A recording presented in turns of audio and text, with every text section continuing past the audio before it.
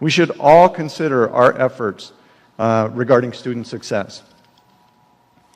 Towards that end, we've got a series of workshops scheduled throughout the day that will help each of us focus on our role in student success. So I want to point out just a couple of them. Later today, many of you will be attending a first ever college-wide training on customer service and its role in student success. Presented by our own workforce department, Institute of Customer Service Excellence.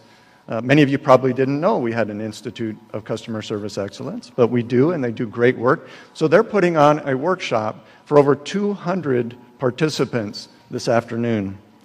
I'm pleased to tell you that the response has been overwhelming.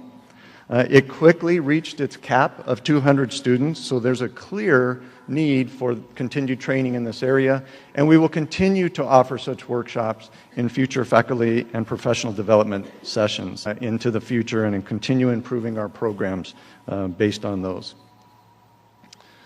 A little walk down memory lane. Last year, I think I stood in this exact same spot telling you about our struggles and our challenges regarding full-time faculty and SACs. So a year ago, we outlined a 4-step process that we would use to come into compliance with core requirement 2.8, adequate faculty. And I'm pleased to report that we've reached that goal. In fact, you see the big 50 number there. We've hired an even 50 full-time faculty at the institution to come into compliance. So although the final tally is 50, and there was a lot of work, I'd like to recognize the deans, coordinators, and faculty that served on all those hiring committees. So if you would help me.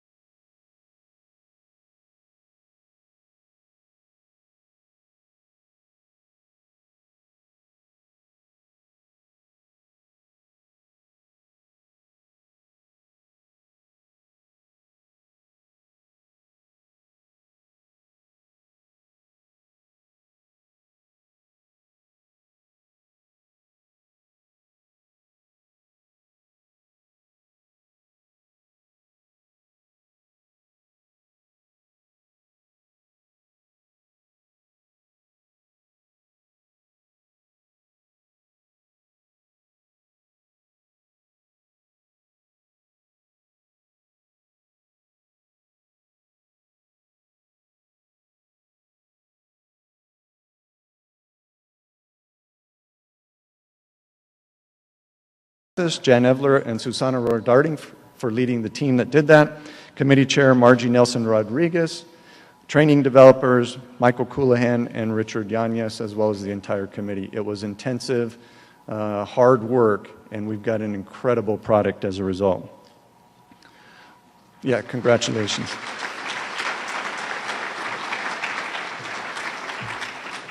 So we've got a couple of initiatives I want to share with you, some of them new to you, some of them you may have experienced. We've had an early alert pilot working at the Viva Verde campus for a little while. I'm pleased to announce that the Board of Trustees has seen fit to fully fund that program, and we will be rolling it out district-wide. You'll be hearing a lot about this initiative led by one of our own counselors, Ms. Sandra Lujan. Ms. Lujan, where are you? Please stand up. Thank you. This initiative is a result of the work done by our Start Right committees, led by coordinator Mr. Blaine Primazich. Blaine, are you here? I'm going to put people on the spot and they're not going to be here, right? Okay, well, thank you to Blaine and the Start Right committees as well. The intent of this initiative is to scale a system by which faculty and staff can identify at-risk students and keep them engaged and on track. This fall, we'll be rolling out training sessions for faculty, coordinator, and staff for full implementation in the spring. The system will be user-friendly and give us the information needed to assess our retention efforts. It will dovetail nicely with some of the technical tools and systems that EPCC is currently implementing, and you'll hear about more of these shortly.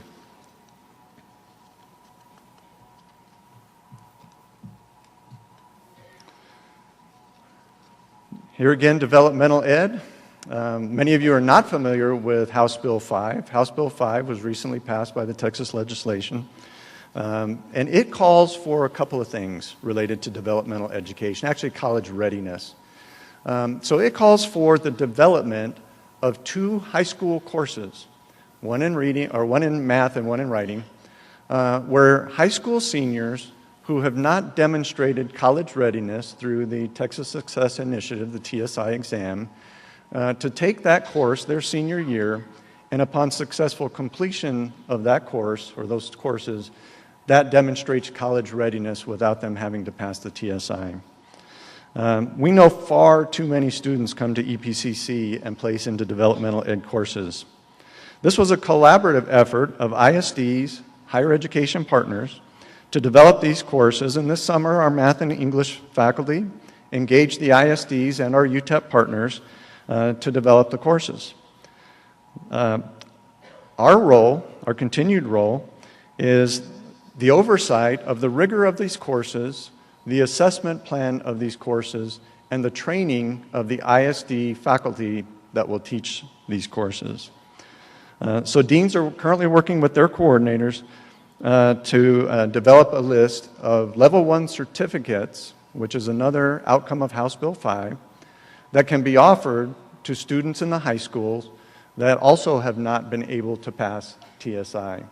So areas like welding, cosmetology, certain criminal justice and IT areas. These are areas where students in the high schools will now be able to acquire dual credit courses, college coursework, without having to demonstrate college readiness and pass the TSI.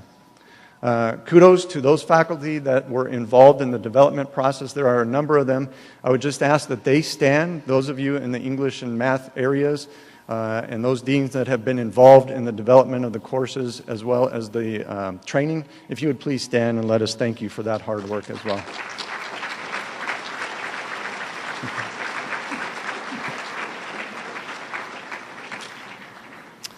Don't forget about the QEP. All right, all together. What is the QEP? Learning about the community as a community. Very good. We are in full implementation mode on the QEP. We've formed a new committee as far as assessing the QEP. We've hired a QEP, Dr. Andrea Quiroz. Andy, are you in the room? There you go. Welcome aboard. We're in our second year of implementation, and at the suggestion of SACS and our QEP evaluator when they came in and did their site visit, we've asked the English department to step up and shoulder most of the work as far as assessing the QEP. But we've got a lot of disciplines engaged in QEP activities, including speech, psychology, philosophy, education, sociology, and history. This will be an ongoing effort. It's a 5-year process. We will continue to engage the community as a community, and you can keep up to date on QEP activities by hitting the website that's listed on the slide. Another innovative program that I'm proud to report to you is the Tejano Passport Program. You're going to hear more and more about this over the fall semester. This is a collaborative effort of the QEP folks and the service learning folks. So as they were engaging in conversations, some of the things that they recognized was the incredible amount of community service that both college employees and our students do out in the community, which is great. And we encourage that as much as we can. What we wanted to do was try and not only encourage more of it, but to capture that which is being done. So we have a lot of pockets of folks that are going out there doing great things. Lots of programs go out, and whether they are giving haircuts to underprivileged kids or massage for events around town or any of those number of things that we do as volunteers in the community, we want to be able to capture that and document it and recognize it and celebrate it. So this Tejano Passport Program is a step to allow us to do that.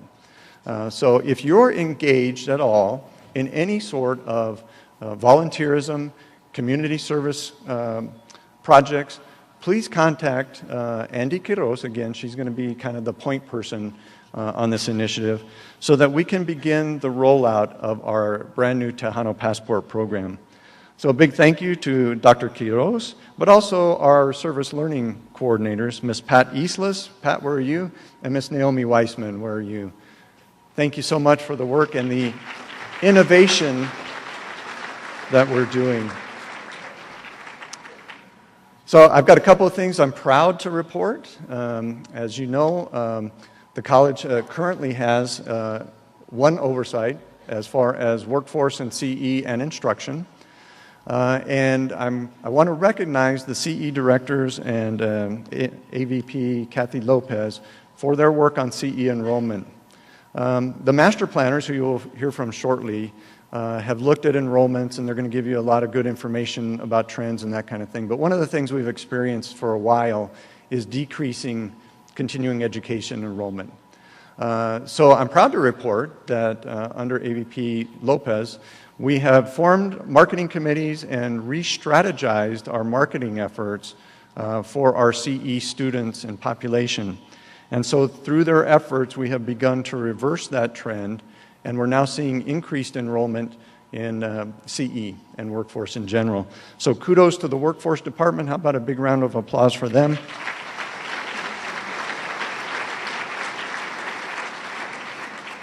It's their innovation and outside-of-the-box thinking that is helping them to kind of reverse that trend.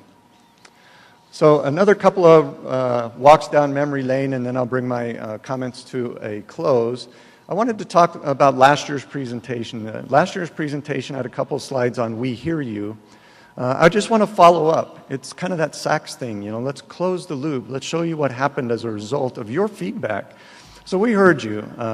Previously, you had talked to us about why can't we submit our grade records electronically? Well, I'm proud to report we've got folks piloting that this semester for a potential rollout in the spring.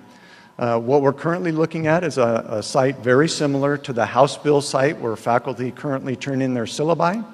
That's how you will turn your grades in as well. And so we've got a pretty large group of faculty that have volunteered to pilot that system this December and make sure that's working. Of course, we talked about the full-time faculty. Part of our commitment to you was that we would recompete all of those appointments. I'm proud to report that all of them have been hired and all of them have been competitively filled. You asked for targeted faculty development. We targeted a number of faculty development sessions. Those two that were asked for last year were related to faculty bullying and dealing with the military students in anticipation of our Fort Bliss campus being built and designed. This year, we're rolling out targeted faculty development sessions on some of the tech tools that we're making available not only to faculty and staff, but to students as well, and you'll hear about more of those in a minute. And finally, last year, we talked about strengthening the oversight of our exploding dual credit program. Dual credit programs are extremely successful. You'll hear some data about those in a little bit. But as we roll that out and expand, that comes with some responsibility on our side. And so faculty had asked, well, how can we make sure that the rigor of the courses are there and that the books are being used that need to be used? And so we're putting resources into making sure that those happen. So we've rolled out a system designed to track the evaluations of dual credit faculty, the tracking of dual credit textbooks. We're about to have a dual credit summit in November, led by Claude Mathis and Sue Selk. And just a little note there at the bottom. So the Southern Association of Colleges and Schools has notified us that they're going to come in and they're going to take a look at our dual credit and early college high school programs, and they're going to do that in the spring. So just a preliminary heads up that we'll receive another smaller SACS visit targeted to dual credit and early college in the spring.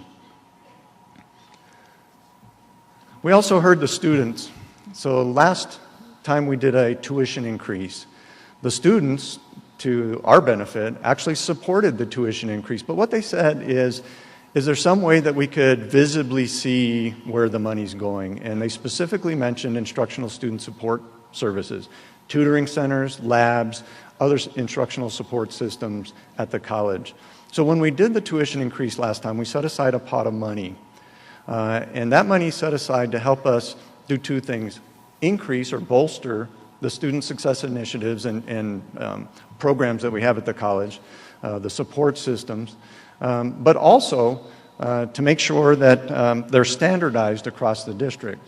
For example, Mission Del Paso did not have a writing center where the other campuses did. Well, I'm proud to announce that based on the funding that was allocated under Dr. Penley's leadership, we're now rolling out a writing center at Mission. So every campus will now have a writing center available to the students.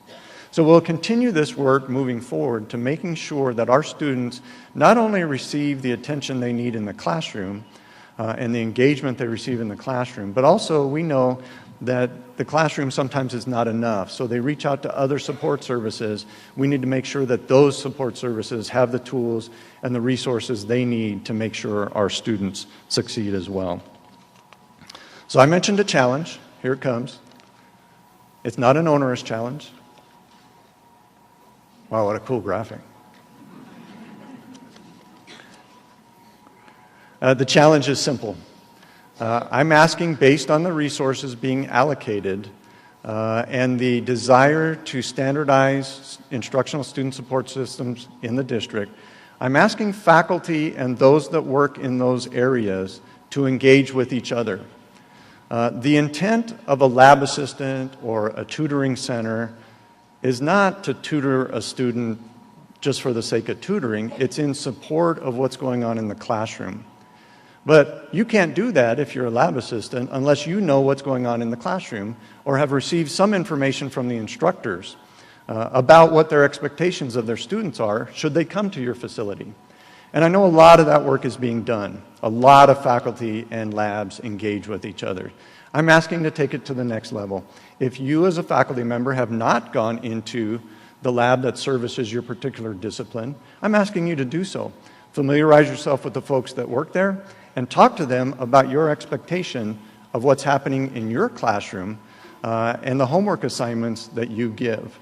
By the same token, if you work in one of those labs or facilities, I'm asking that you reach out to the instructors in that particular area and have a conversation and get to know them and ask them about how you can best support the incredibly important work that goes on in the classroom.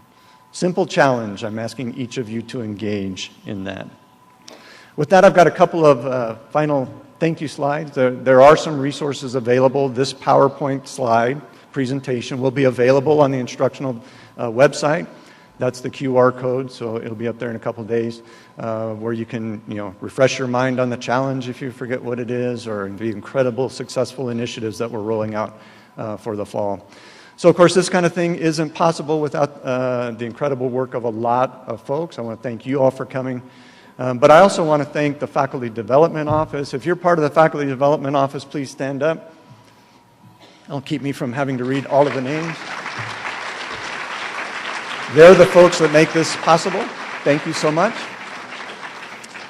Our media and EPCC TV folks, most of them are way there in the back, and Dr. Hiron, who leads that, thank you so much. Our IT folks, and Jenny was talking about IT and the streaming and all the incredible things that they're rolling out. I also wanted to thank them, but I forgot about on the Tejano Passport, because I know they've worked incredibly closely with your IT department on that. So thank you to the IT folks, our media services, who, by the way, probably got here at about 6 this morning. Our Professional Development Committee, who's helping with the cards that you received and the gift that you'll receive as you leave today. So thank you to those folks for their hard work. The STS students, who also helped put together the slideshow, the incredibly fun slideshow of all the folks that have served this institution for many, many years, and what it was like in the early days. Some of those registration lines, as I was watching those slides get put together, just mind-boggling that that's how we do registration, how we did registration at that point. So thank you so much. With that, I bring my comments to a close, but I invite Dr. William Serrata, our college president, to the stage.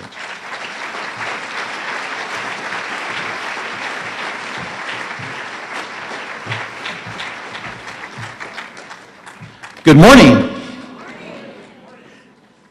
I promise to try to be as brief as possible, but what a wonderful day for us to be here collectively as an entire college community. This is an exciting time for me. It's an exciting time for our institution, for our region, for our state, and ultimately our nation.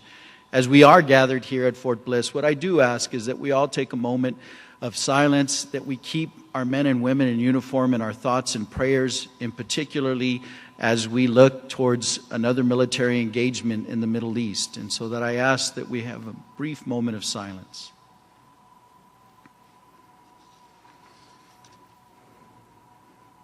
Thank you. I'd also like to thank, of the many people that Mr. Smith just recognized, I'd obviously like to thank our interpreters, the extent of my signing. Thank you.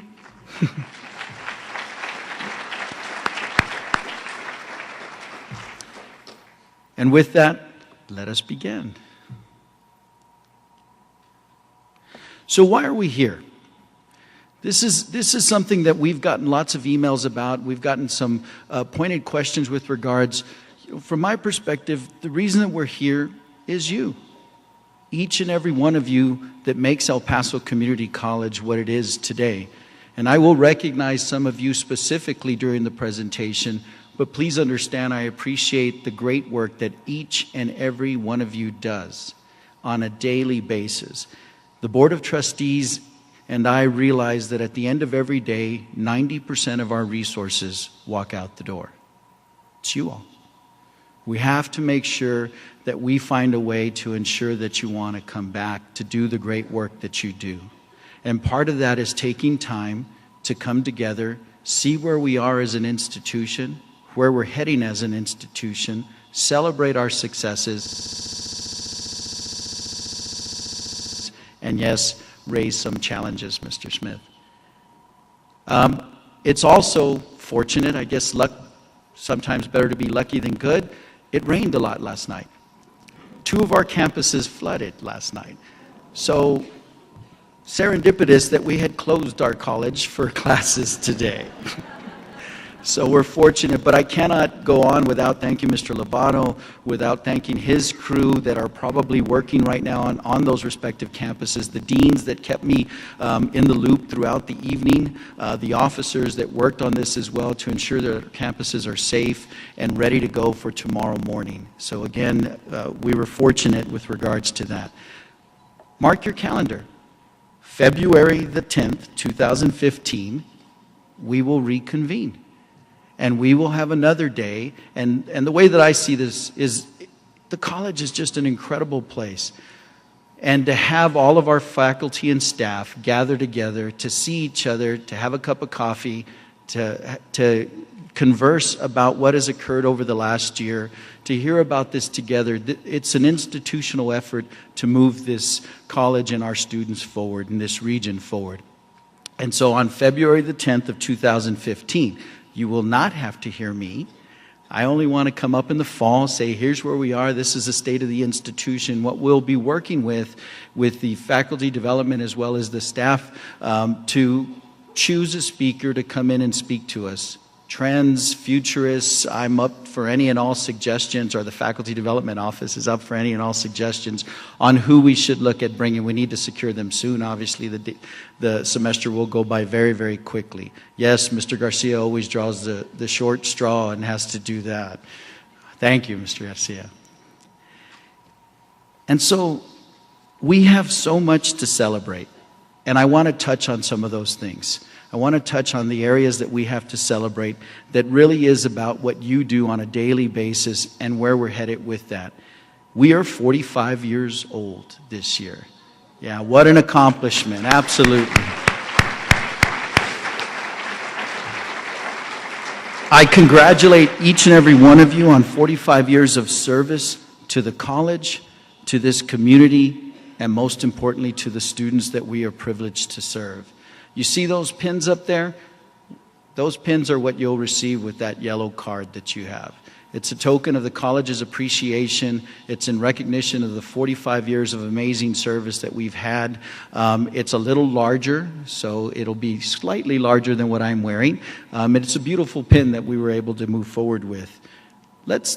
In 45 years, we always have to recognize the past. And so I am certainly cognizant of that original board that had the foresight and vision to create a community college in El Paso, to pass a taxing district, which was then challenged and went all the way to the Supreme Court, that you didn't have to own land to cast a ballot in El Paso in 1969-70. Imagine. Yes, that's Dr. De Los Santos, our first president. And you see a list, absolutely a great man who I've had the privilege of knowing for about 20 years now. And you see the list of those who've served, and I am certainly privileged to join that list of serving as your respective president. And so as we go, please take a moment to reflect on the years that have passed, on the great folks that served this institution. And the years have been kinder to some than to others. The years have been unkind to me, so I'd be in there as well. But a wonderful opportunity to see the folks that have served this institution so well for so many years. And so I know these were going through as we walked in, and just an opportunity for us again to see the faces, your faces, that have dedicated your careers and your commitment to the students that we are fortunate to serve.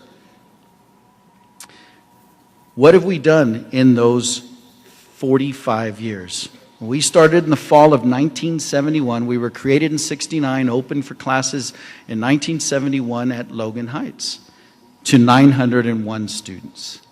And 45 years later, despite the economy recovering, and we have an inverse relationship with the economy, I understand that, we're serving well over 28,000 students today. We have become one of the largest community colleges in the state. We're in the top 10 community colleges in the state, so we're considered an extra large college. And for Texas, to be considered an extra large college, you have to be big. And we, absolutely, congratulations. We don't only enroll students, we graduate students. So since we opened our doors in 1971, we have had over 60,000 degrees and certificates awarded to members of this community. What a huge testament and an effort on your part. 2 years ago, I let you know that we had awarded approximately 50,000 in those first 43 years of the institution, and that we were on target to do what? To double that by 2025. We remain on target to actually more than double that by 2025, now awarding over 60,000. So by 2025, and what you'll hear from our master planners and the demographic studies that they've done, it could be much more than 100,000 degrees and certificates awarded by 2025. Mr. Smith alluded to the great work that all of you contribute to in our reaffirmation. So we had 9 months. We received a letter in July of 2013 indicating that we had not satisfactorily addressed core requirement 2.8, full-time faculty, and 3.3.1, 3.3.12, i.e. We worked very hard, all of you in this room worked very hard to address each of those. Kudos to the Board of Trustees for having the courage to raise taxes, to provide approximately $2.3 million, to hire at that time what we thought was going to be about 42 additional faculty. As we continued our analysis, we pulled resources and spent approximately $3 million to hire 50 full-time faculty. I too thank Mr. Smith and instruction, the deans, finance. Josette, thank you for finding the money. Mr. Candelas and his team for their work on the IE pieces. Dr. Gross, Maria Gomez, Mary Beth Hahn. Everyone at the institution contributed tremendously to ensure that we were reaffirmed. I cannot tell you the relief and feeling of pride when we received a letter, a phone call actually, and what SAC says is, we'll only call you if it's bad news. And so my phone rings and it says Stephen Sheely. And I was like, no. I better polish my resume. And it was a one, and Dr. Sheely said, William, I'm about to make your day. And it wasn't my day, it was our day. And what a wonderful testament to be reaffirmed. I don't know if anyone understands how hard each and every one of you in this audience worked to get there in 9 short months. So I thank you for that amazing achievement.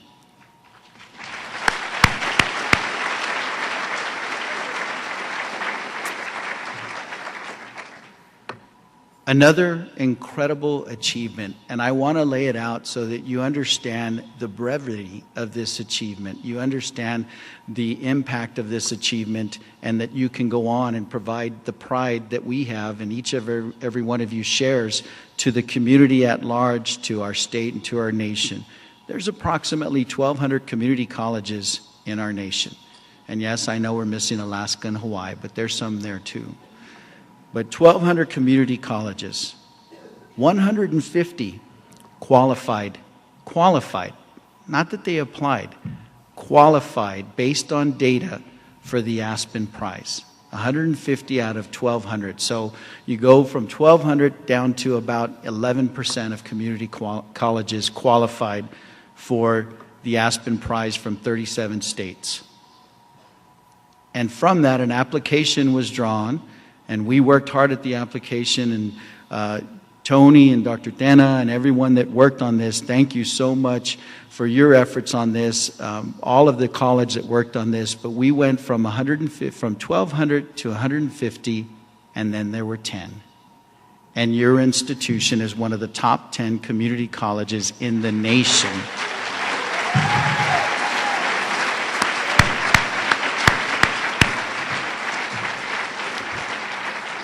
And so our goal was to get to the top 10. But now we want to win. So we're at the top 10 now, but now we want to win. And so congratulations on that incredible achievement. You've seen the press that we've received. I can't thank Carrie Moe enough for all of her work on this effort, in being a point person for us and moving this forward. For 2 years, so we've now a top 10 community college. So that moniker, that logo that's up there, I encourage each and every one of you to use it as part of your email or on your stationery. We are allowed to use that for 2 years. The next set of top 10 colleges will be selected in 2016. Now, if we win, you use the prize logo forever. We will always be recognized as an Aspen Prize winner should we win. Yes.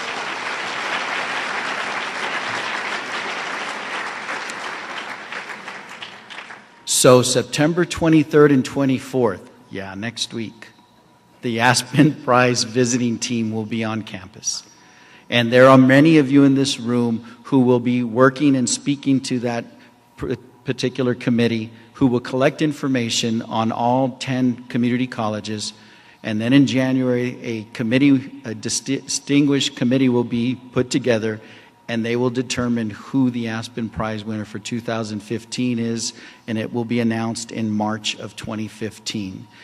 I would love for every single person in this room to be a part of those interviews.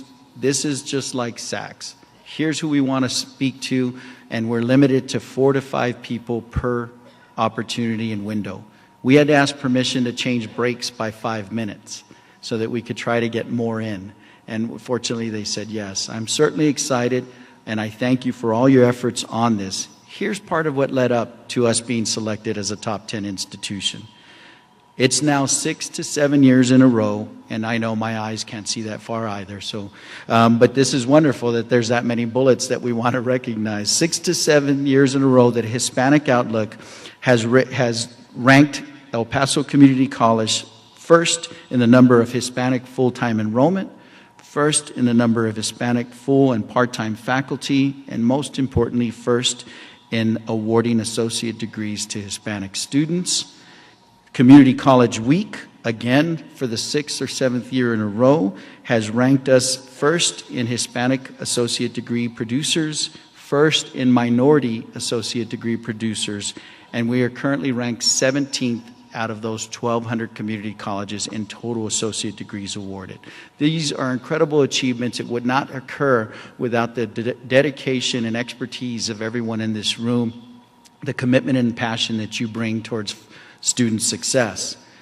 Now let's honor, again, a handful of the incredible and many initiatives that are occurring at our institution. So as we look forward, I would be remiss without recognizing the HEAT Award, being a HEAT Award recipient. Thank you to Liz Ryan and her team, Olga Chavez and the Diversity Committee for the great work that you did on receiving this. Our Emergency Medical Service Initiative, our EMS Program Award, our EMT Paramedic Program is currently ranked 12th in the nation. Congratulations, Mr. Tony Ayu, Dr. Mitchell, and Ms. Soraya Hagar. Wonderful and well done. So you heard Mr. Smith reference earlier, we know that we're in tight budget years. I understand that. Part of the solution is really going after grant opportunities to serve our community. And we had been stagnant in receiving some state grants for a couple of years, and we have worked really hard and very quickly have received those 5 awards totaling over $750,000 to serve our students. I can't thank Al Lawrence, Kathy Lopez, and your respective teams for working so hard, so quickly, in relatively months to receive that amount of funding that will help us put forth our mission and achieve our mission. Dr. Ron Stroud, thank you so much for continuing to ensure, and all the committee that is working on this, to ensure that we are the #1 blood donor in the region. And this is despite me being afraid to give blood. So I thank the rest of you that are willing to give blood. But thank you so much.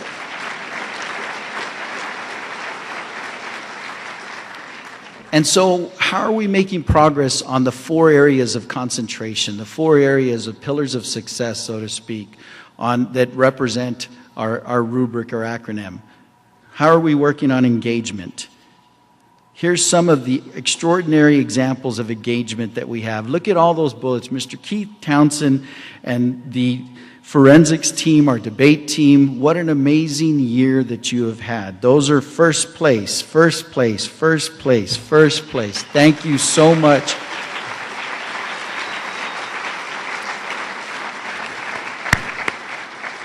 For engaging our students, for believing in our students, and for showing that they not only are competitive in El Paso, but in our state and nation. With the limited budget, with the small theater that you're working in, what amazing results. It shows you what commitment and passion can put forth. Zaira Crucifelli and the Phi Theta Kappa team, outstanding international achievement. Your students continue to achieve beyond our imagination, and it is a tribute to the engagement, again, that our faculty and staff have with our students.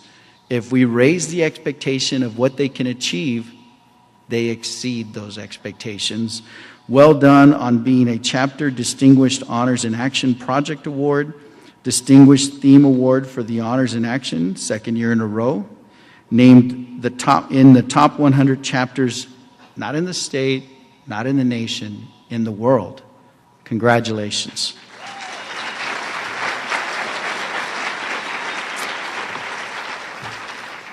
Student services in our athletic programs. What achievements that you've had over the course of the year. We had a great team. We certainly appreciate all of the great work. This young man, Eudor Garcia, had an incredible year. He was a first-team All-American. He was baseball's elite hitters, player of the year in 2014 Division I NGCAA, and he was drafted, I believe, in the 3rd or 4th round by the New York Mets. That's impressive, absolutely.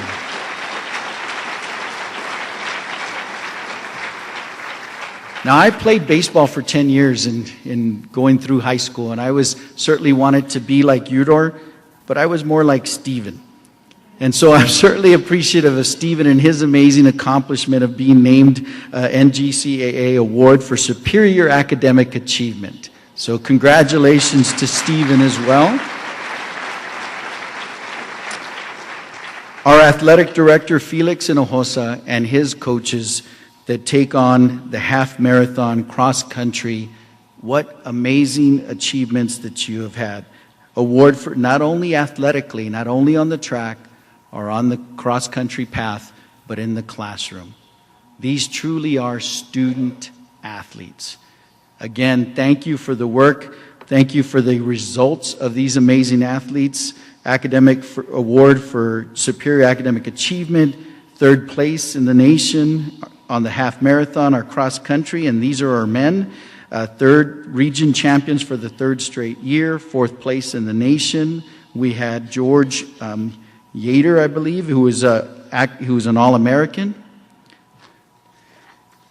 And our ladies did even better. Amazing achievements by our young ladies, yes. So Andrea was a region champion, and she was a region All-American, her and Shannon. They were in 6th place. They are the half marathon national champions. And not only as a team, but the actual Daniela Rodriguez was the national champion as an individual. So again, amazing achievements that shows engagement at our institution. How do we continue that progress and move it forward? So we certainly believe that predictive analytics and student empowerment is the path forward, increasing the success that we've already seen. We're not satisfied with what we've achieved. We know we can achieve more, but we need the tools to do that. So I can't thank Dr. Giron, not only for emceeing today, but for her leadership and her team's efforts, Mr. Fernandez, Abraham, Mr. Chacon, and all of the IT programmers and great staff that we have in that area for moving Civitas learning forward, for us to be able to engage predictive analytics to help our students during the term that they're actually enrolled, impacting them, providing the tools to our faculty and staff to impact student success in the current term. The Board of Trustees last summer said, we want you to go forward with a compensation and classification study. We are.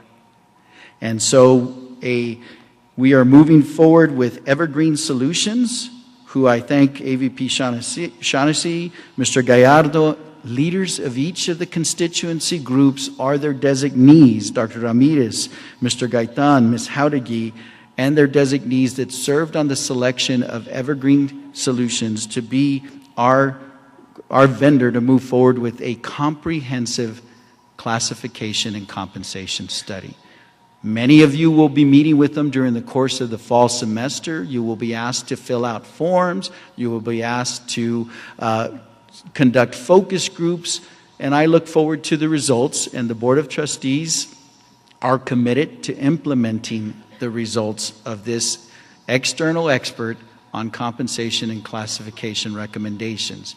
They will come forward, I'm very transparent, with a recommendation of how to implement it as well. I would imagine, just depending on where it's going to be, that it will be a phased approach, but we will phase it in. That I can assure you. Yeah. It's going to look at everyone in this room, save me. So everyone in this room will be looked at. The district-wide master planning process. Again, the Smith Group and Mijares and Mora this is my third master planning process that I've been a part of, and they have done a tremendous job of working at each of the respective campuses, gathering data, collecting demographic data, doing projections, looking at our space needs. I will not steal much of their thunder, but I think today we have Mr. Michael Johnson, Mr. Eddie Garcia from the Smith Group, and Mr. Jorge Mora from Mijares and Mora that will be presenting briefly at my conclusion of my presentation. But let me just talk about the demographic data. All indications based on the trends are that the city of El Paso will be well over 1 million people by 2025. And as a result, they do enrollment projections based on a low, a moderate, or a high growth trend. Even at the low growth trend, we are looking at serving 41,000 students by 2025. On the high end, we are looking at serving 45,000 students by 2025. And so we have to get ready for that. But they will share additional information with each of you. I want you all to know where we're headed with the master plan. And again, this will not be a plan that sits on the shelf. We're going through an extraordinary amount of effort and energy and excitement, and we will move the plan forward based on priorities. We won't be able to implement everything, I know that, but we will implement much of what they come forward and what their recommendations speak to. It will be the master plan will look at our 5 existing campuses, and they will also design the Fort Bliss campus where we are today to serve this region and the men and women in military as well as their dependents at that campus. Speaking of which, our military enrollment continues to increase, and we certainly are privileged to serve these great folks. Well over 2,100 active duty dependents or veterans are enrolled with us this fall.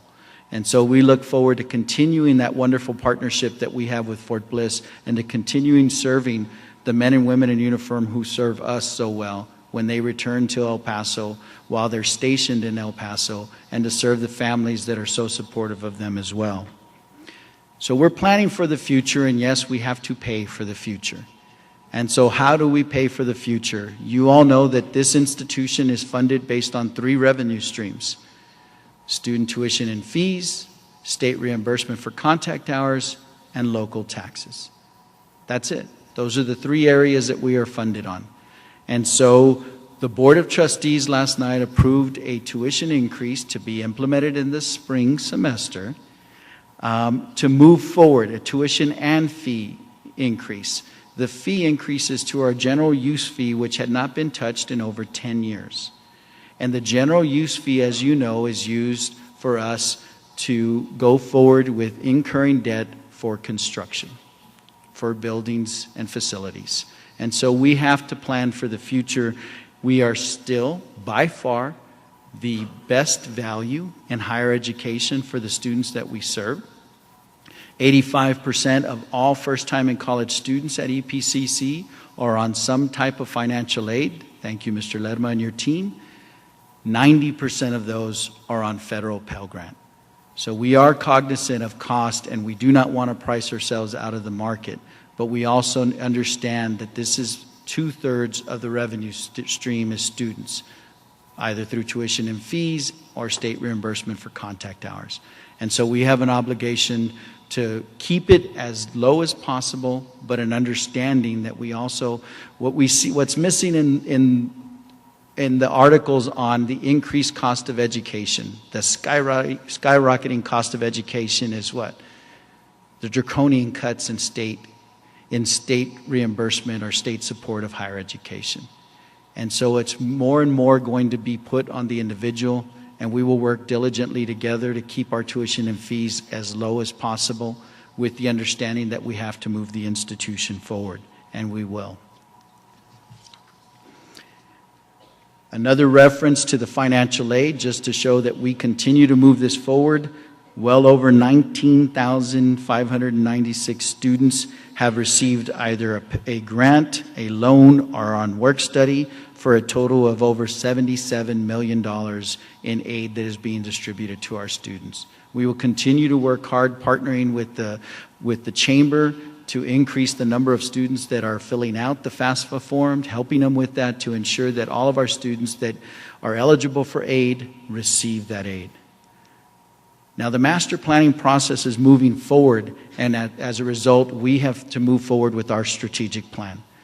We're going to design buildings, but the buildings are just empty until we design the programming that goes into those buildings, until we determine what the strategic plan is for our institution.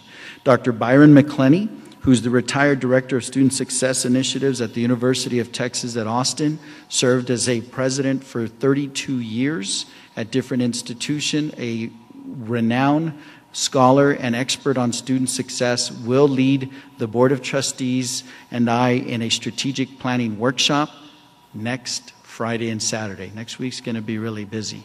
Right, Pam? Yeah. So Dr. McClenny will be in, and we will be moving that forward. After we move forward with the board, then we will meet with each of the respective cabinet members and develop an action plan to execute the strategic plan. It'll be a very solid 5-year plan and a shell of the next 5 years. And year 3, we start the process over. It will be a continuous planning process for our institution, looking at goals, our vision, our mission, our core values, again, to move this institution and this region forward. We're heading into a legislative year. And so I had my first trip to Austin earlier this week. For the 50 community colleges, we presented our legislative appropriations request. Here are the 5 pillars of our legislative priorities. Workforce and skills alignment. We are the key to workforce and skills alignment. It is community colleges. Measuring and funding student success. We move forward with performance-based funding during the last session, and we're tweaking those as we move forward.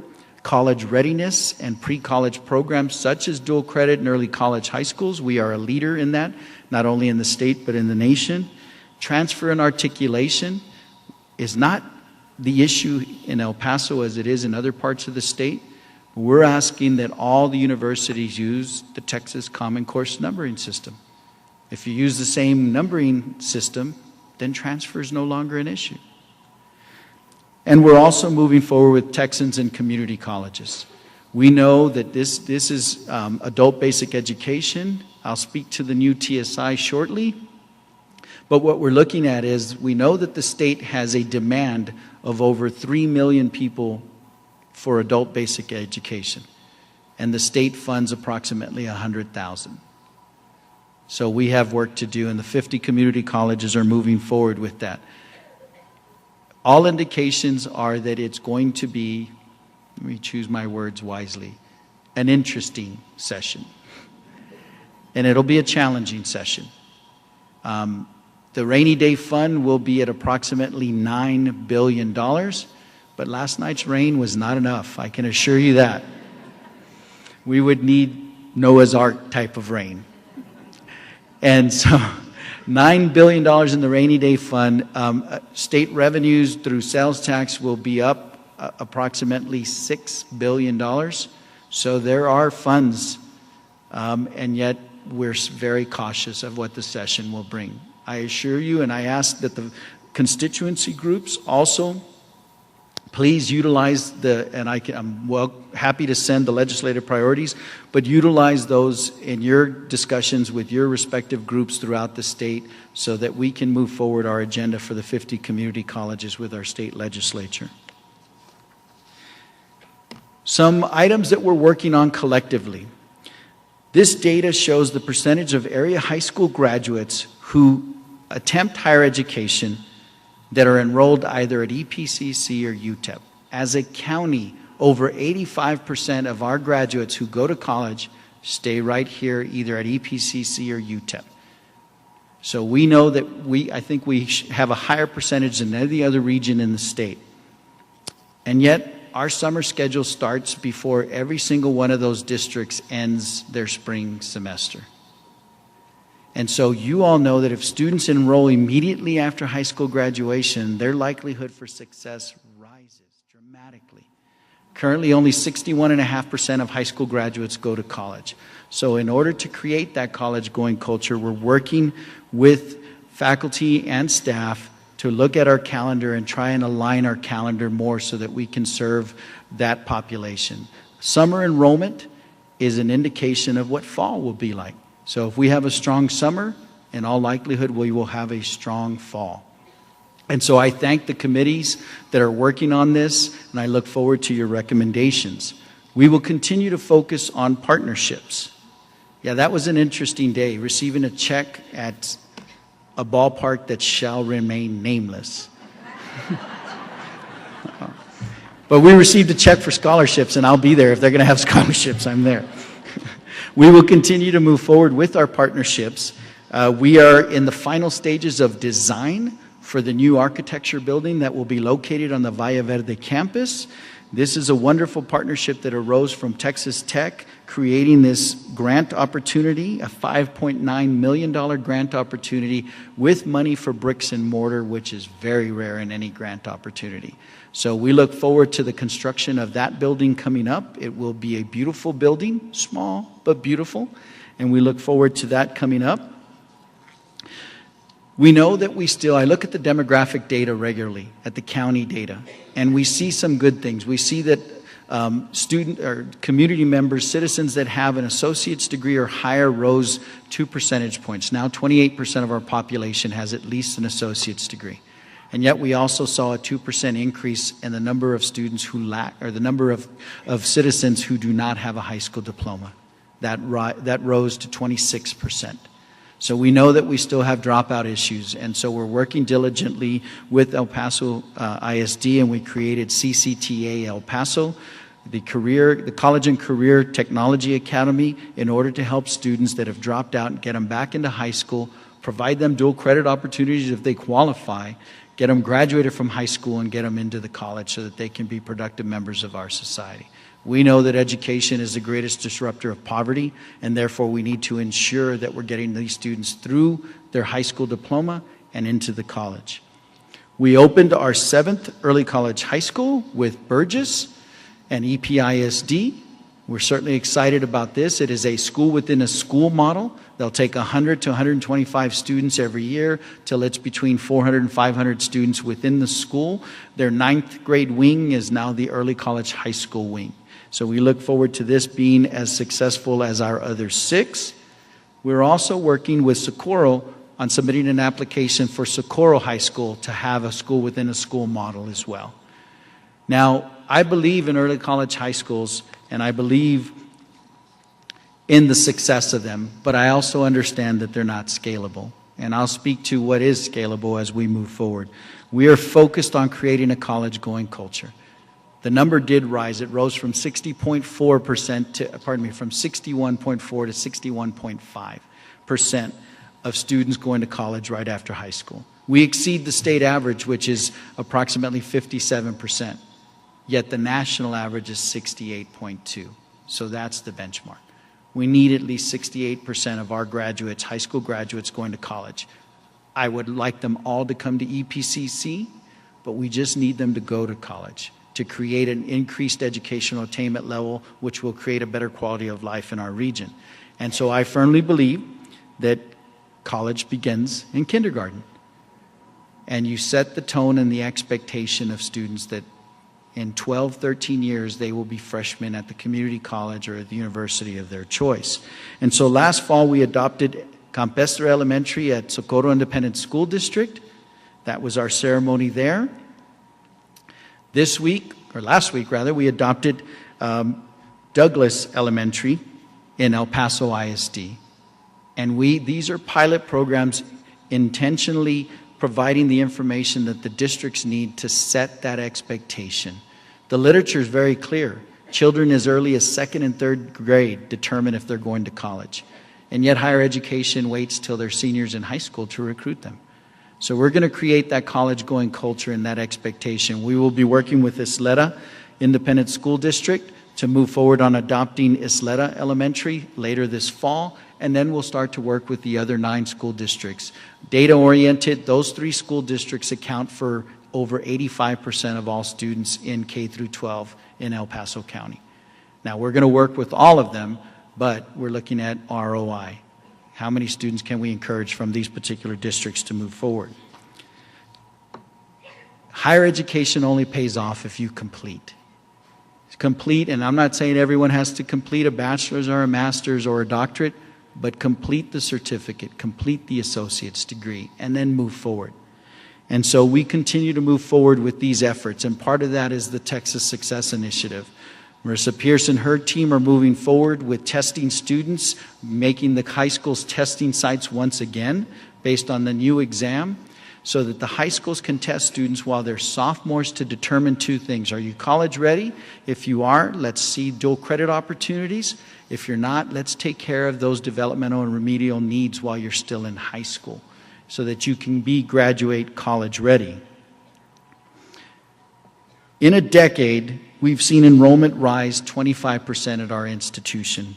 And yet, because of your dedication and commitment, we've seen the numbers of degrees and certificates rise over 200% in that same time frame. This is remarkable. This is well done. I look forward to that number rising continuously. We see our early college high schools have had over 1,100 graduates from those high schools, 1,100 associate's degrees that have been awarded to these students before they finish high school. Again, a wonderful accomplishment. Our dual credit enrollment with regards to early college high schools has increased over 1,300%. So we have 2 additional, so that number will rise slightly. We now have 8 early college, or we have 7, and we're moving forward with an 8th early college high school. And so certainly excited about that, but again, I say that it's not a scalable approach. That requires that the high schools have credentialed faculty to be able, master's degree faculty, to be able to provide the associate's degree for those students. But dual credit is scalable. And so we're working with our partners again to get content in core areas of dual credit opportunities for our ISDs and for the students that are in our ISDs. And yes, that number fell this fall, and it fell because EPISD moved out of certain offerings. 4 of the 500 student decline is 1 school district. So we're working with EPISD and Superintendent Cabrera to continue to increase those opportunities, and it is all data-based. That right column that's highlighted in yellow is why dual credit is so important and why it is scalable. So this is state data from the Texas Higher Education Coordinating Board.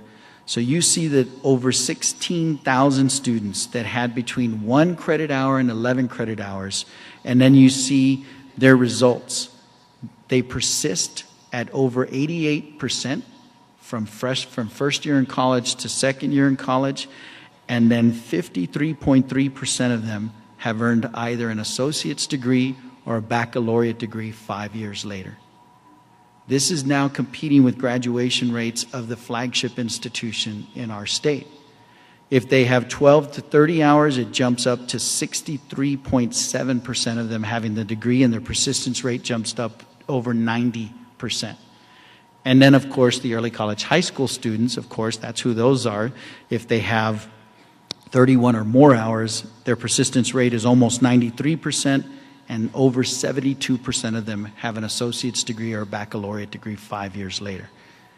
Now, what we're trying to do is say, have 15 hours. House Bill 1 passed back in the 2001 session that allowed 12 hours, that said that every student in high school should at least have access to 12 college hours before they graduate from high school. 15 is a magic point based on all of the research that the McClennies have done. If you hit 15 hours, you're going to be successful. So let's get those 15 hours out of the way while they're in high school, and then the other 45 hours here with us. Again, 72% success rate. We have graduated over 4,400 400 students again this fall. We saw that we had a slight decline in graduates last year. This past year we have rebounded and we are well over 4,400. You see the number of UTEP reverse transfers. This is a vogue item now. Everyone wants to do reverse transfer, and we've been doing it for 8 years.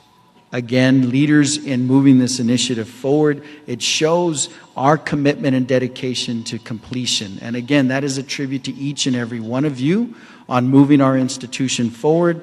Our ultimate goal, we're planning out to 2025. So those students on the left will be freshmen in 2025, and hopefully in 2027, I will be shaking their hands as they walk across our stage. Hopefully I will have that much hair in 2025. It's doubtful, and it probably won't be that color if I do have any of it. And with that, on behalf of the Board of Trustees, I thank each and every one of you for the great work that you do for this college, for the students that we're privileged to serve, for this region, for our state, and ultimately the impact that you will have on this nation moving forward. We have set the tone at El Paso Community College. We are a top 10 community college in the nation. I look forward in January to the visit. Well, I look forward to next week to the visit. I look forward in January to the committee coming together, and I look forward in March that we're selected as the Aspen Prize winner for 2015, and it will be a tribute to the work that you have done for decades at this institution. Thank you so much for all that you do, and have an incredible fall semester. Wait, the fireworks are going.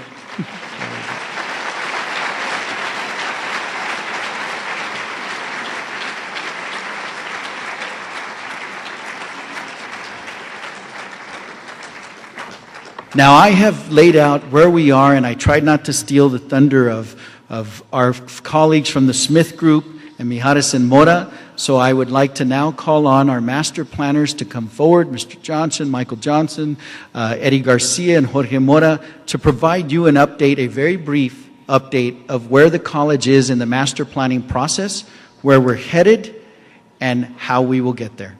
Gentlemen, thank you so much for being here.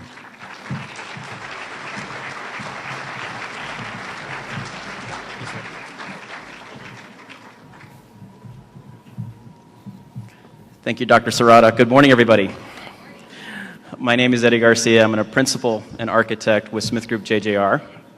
And we want to thank you for welcoming us today. We're delighted to be here. This is an exciting time for us as well. There's a very impressive presentation today, and hear so much about what the college is doing. We're going to keep our remarks fairly short, hopefully no more than 20 minutes or so, because there's a lot of activity that's planned for this morning in the afternoon. I'd like to introduce my colleagues as well. To my right is Michael Johnson, and he's the lead planner for this process.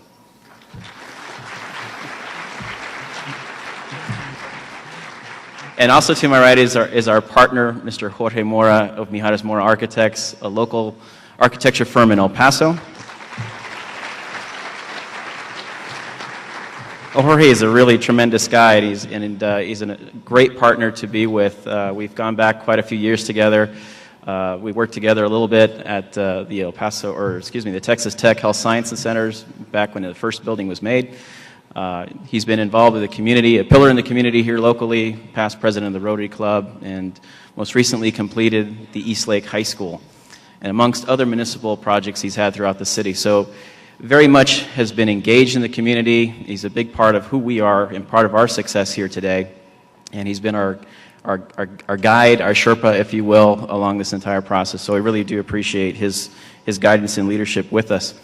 We're going to spend a little bit of time just talking about what we're doing and why we're here. So a number of you have wondered who we are or what are we doing. And you've probably seen a couple of us running around with our blazers on and occasionally wearing blue jeans and talking to a lot of folks at the different campuses.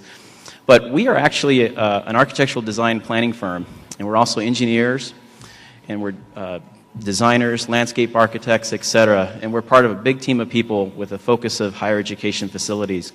It's a big part of what we do, and it's something that we're extremely passionate about. I think there's a lot of things happening here that are just really exciting. I think they parallel some things that are happening throughout the country, and that is the community colleges are really carrying the initiatives and beyond of where the four institutions have been. And I think that the paradigm has shifted where these environments that are really transforming the student experience. And this is what we do. This is our passion. So we want to talk a little about our culture. Now, we don't do this all by ourselves. We have a whole group of people helping us, including some folks here locally in El Paso, including folks like Moreno Cardenas, who's the civil engineers, HCAN engineers or structural, Walter B. Moore for civil, and a host of other folks. So it's not just us, there's a variety of people. You know, we like to say that architecture and planning can be somewhat of an individual thing, but the reality is it's a team sport, and it takes a lot of folks to make it all happen. A little bit of our philosophy. When we came in, it was great to have the synergy with the college and the idea that student success is at the core of who you are. And that's a big part of what we do as well. And that is that we really believe that the environments you're creating really do make a difference in the students and the faculty and the staff members that do participate every day in these environments. So it's important for us to engage you. It's important for us to hear your feedback.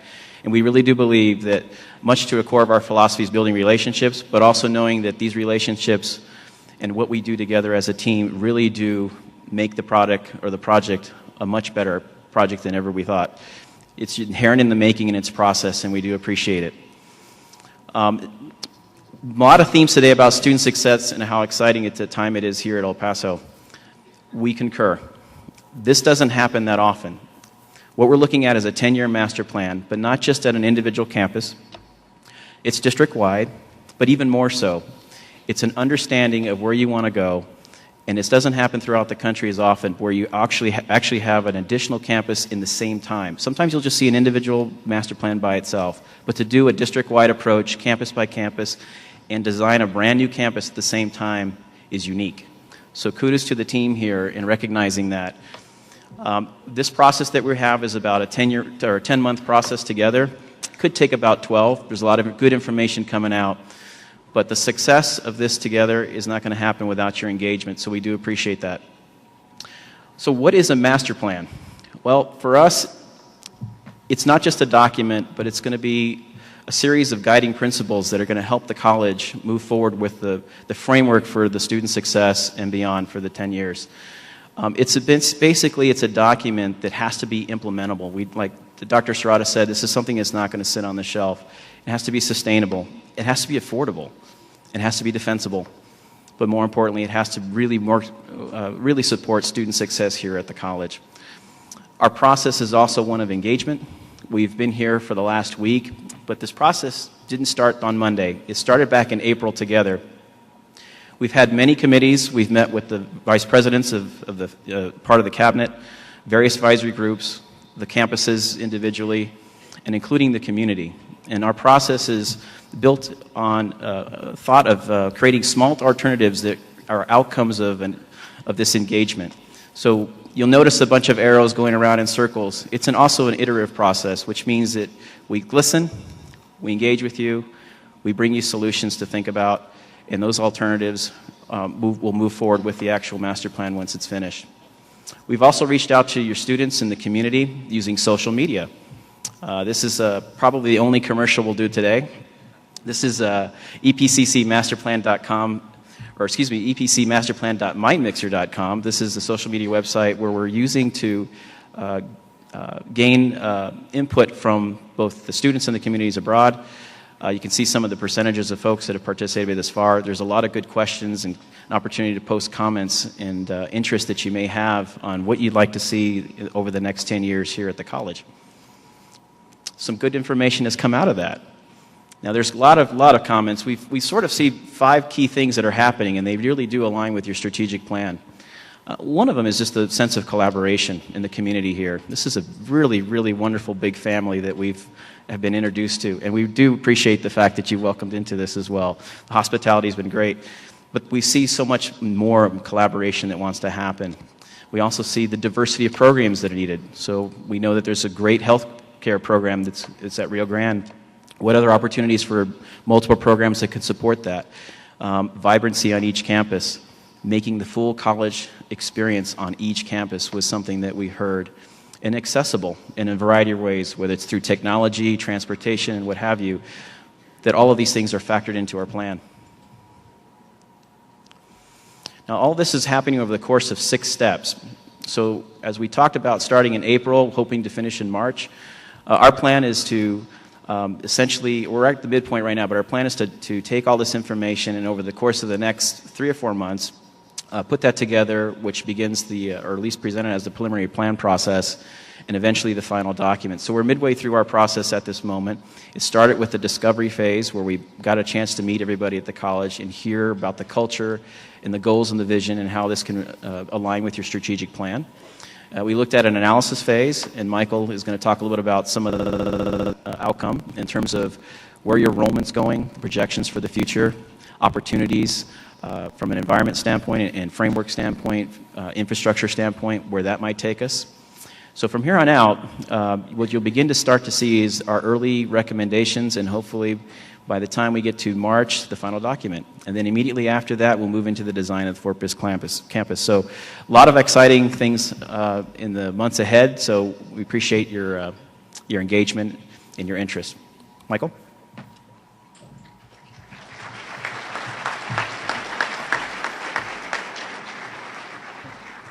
So Eddie mentioned a little bit about the process. I'd like to just take you through kind of where we are to date, and this is a testament to really your team and to the guidance that we've received to date. We've had the opportunity to work at not only institutions of higher education across the country, but specifically multi-campus community colleges in urban areas across the country. And this has been probably the most transparent process that we've been involved in. And I will say this is the first time I've had the opportunity to speak in front of 3,000 people. So this is exciting for all of us. No pressure. The other thing is that, given a little bit to the transparency of this process, this is exactly the same information that we were able to go through with your Board of Trustees last night, too. So kudos to the team for that. For those of you that see a lot of familiar faces, and for those of you that we were able to shake hands with and hug with this morning, we've had a lovely time getting to know each and one of you at all the campuses. We've had several open houses and advisory committees to date, and that will continue as we move into the future. We're learning and hearing a lot of really interesting things that really lead us to define what will lead this plan to be a successful plan. We've heard from you and from your constituents as we think about summarizing all of the various comments on the one slide here today.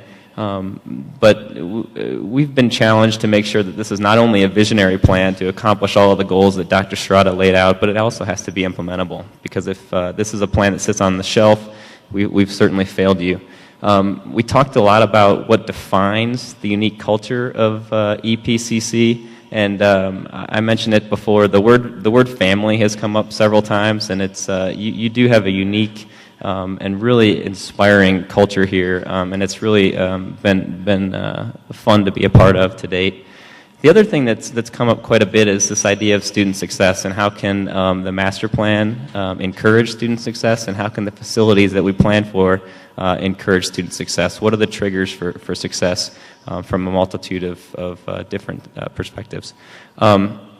We have a little bit of data to share with you today, and I will say that we'll go through this pretty quickly. Our intent is to post all of this information onto that master plan website that Eddie mentioned before, so encourage you to go log on and to provide commentary as you see fit.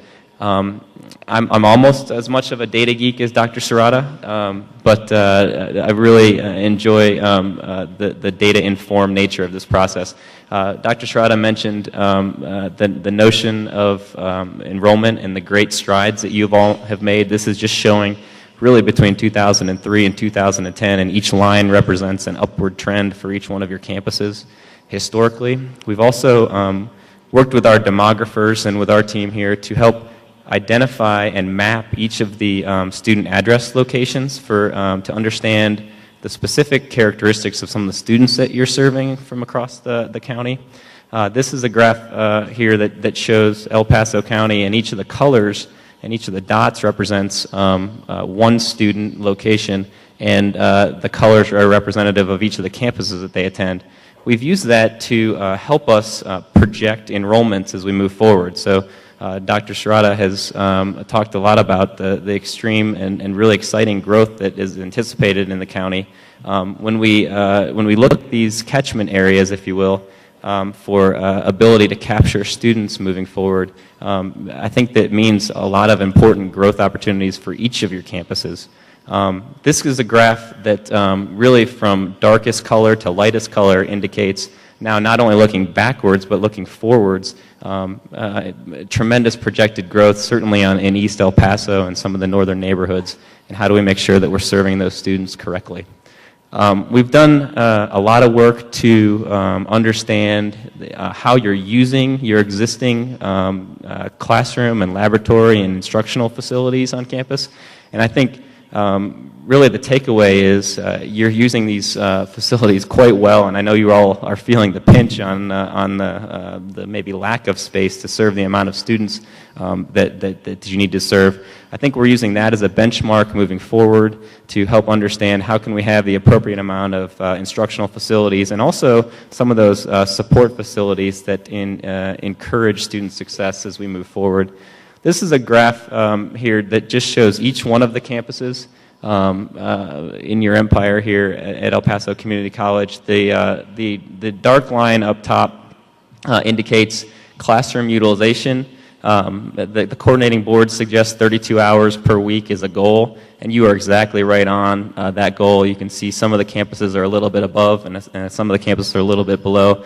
I think what that means is that we move forward and consider enrollment growth from 28,000 to what could potentially be 40 or 45,000. You're going to continue to feel the pinch in lack of instructional spaces.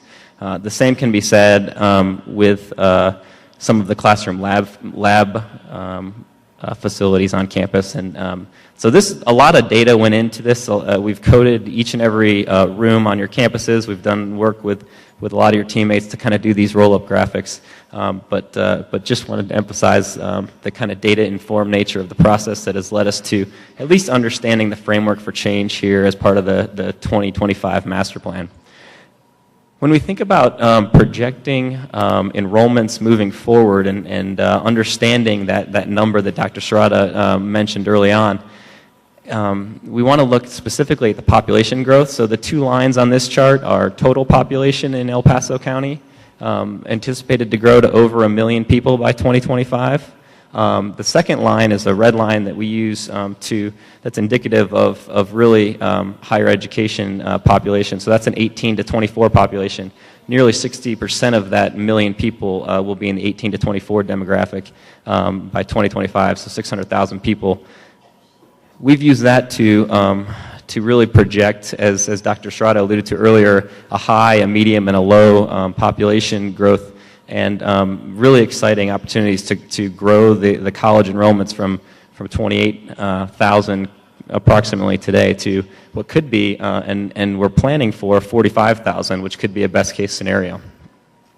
The other thing that we're looking at as we consider space needs that are indicative of those enrollment increases, we've looked at comparing your college to other major multi-campus community colleges across the country. So both in Houston and San Antonio, in Austin, in Fort Worth area, and in the Valley at South Texas Community College, or South Texas College.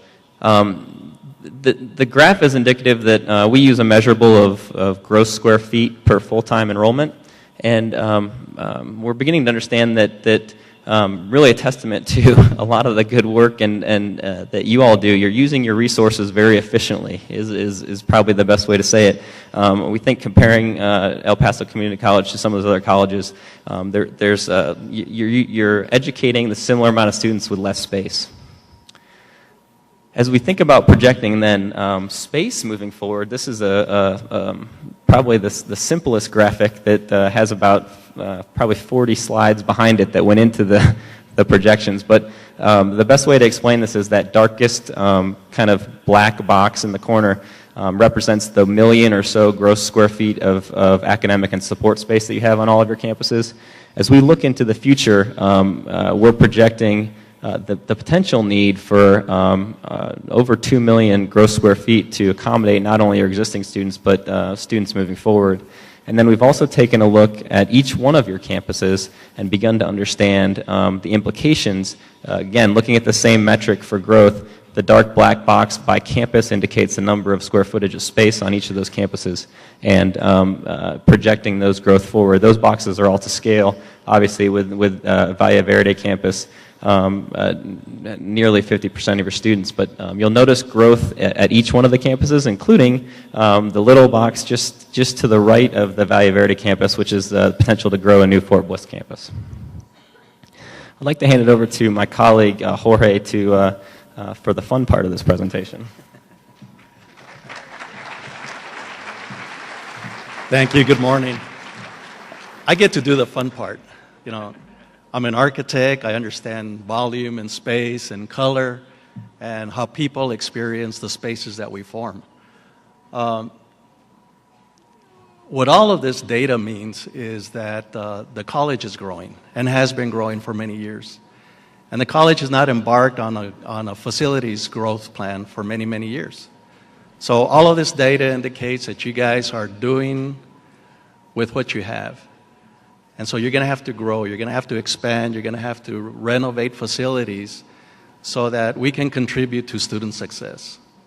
Create those learning environments where the students want to stay in the building, want to stay on campus. They don't have to go home to study over the lunch hour. They don't have to study in their cars.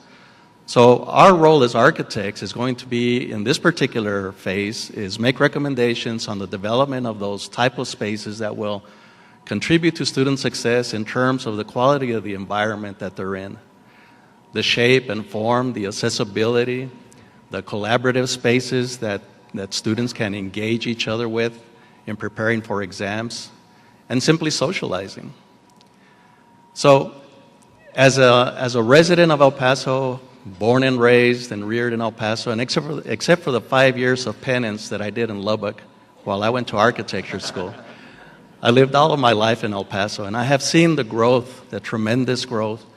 And in the last 15 years and moving forward, these are the most exciting times in El Paso that I have ever experienced in my lifetime. You know, the city of El Paso embarked on quality of life initiatives, and we're getting new museums, we're getting libraries, we're getting fire stations to meet the needs of our growing population. UTEP has increased its facility inventory. The school districts have embarked on bond programs and have grown their schools, again, to keep up with the student population. And now it's your turn. And so, as a resident of El Paso, as a businessman, as an employer, I am 100% vested in this community, in seeing that community college students succeed. And I'll give you a personal anecdote. Here I am, a graduate of a major university, thinking that my two kids are going to follow in my footsteps, right? And my daughter graduates from high school and she says, "Dad, I don't know what I'm going to do." So I suggested, why don't you enroll at community college, man? That's the best place to start, right?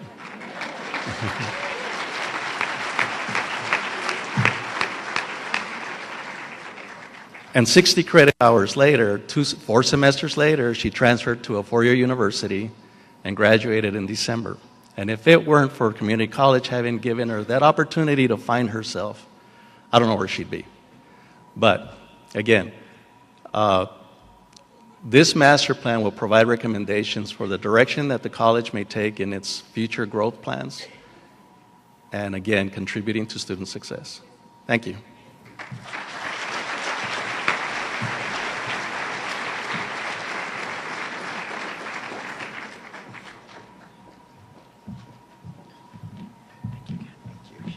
Thank you, gentlemen. Well done. Now, Mr. Johnson, Michael had said that he had, at one of our campuses, he had been greeted by mariachis. And now he expects that every time he comes on campus that we're going to have mariachis for him. Thank you, gentlemen, for the leadership and the work on this project. We take it very seriously. We look forward. Before I ask Dr. Giron to close us out for this morning, I want to thank Rachel Viramontes. I conceptually say what the presentation should be, and she makes it a reality. for both Mr. Smith and I. So thank you, Rachel, for a great job on both presentations.